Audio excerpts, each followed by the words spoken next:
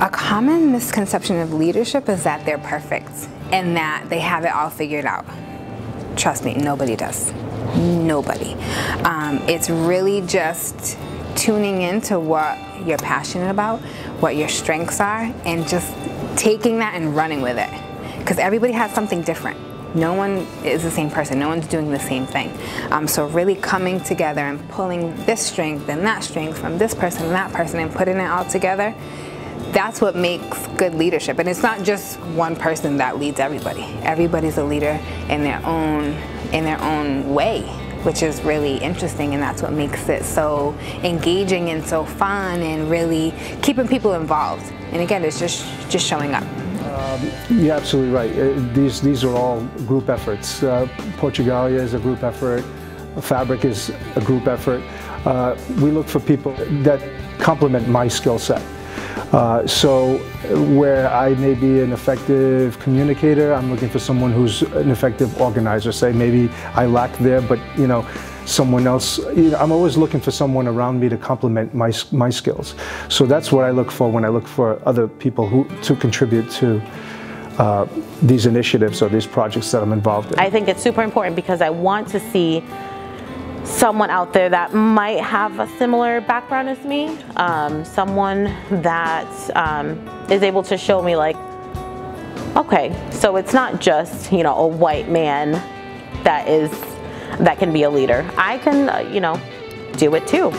And now that I have kids, I have a daughter and a son, and I think, especially for my daughter, I think it's important to see someone that looks like her doing all the things. You know, there's no limit. The sky's the limit. I actually value accountability. I value integrity. I think those are the two most important. But I think a good leader's just got to be willing to listen. They got to be willing to change. They have to be able to raise people up and make people better than they are, and really show people how to do that. I think above all, I value compassion. Just compassion, and I think generosity. I'm a big fan of people who make it a point to really mentor others and bring others up with them.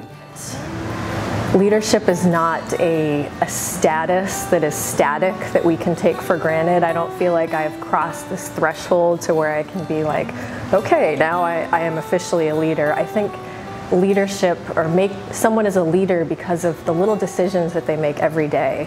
And I think every day we have opportunities to lead or not to lead. And it's this constant, flexible continuum. You know, every morning we wake up and decide whether or not to be a leader. Knowing when to stand up and knowing when to stand back and to celebrate others and to push others to the forefront.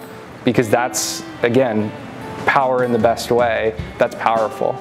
Knowing when to step back, knowing when to say, I don't know, knowing when to stop talking. And a lot of people see leadership as, you know, the person who commands the room, but that's not always the case. I value in a leader somebody who can take in all of the perspectives and uniqueness of the people on a team and really be able to bring that brilliance of each person on from the team, which we don't get if we silence people. Leadership is not management. Leadership is outcome-oriented. It's about collaboration. It's about achieving goals, and it's about making our community better.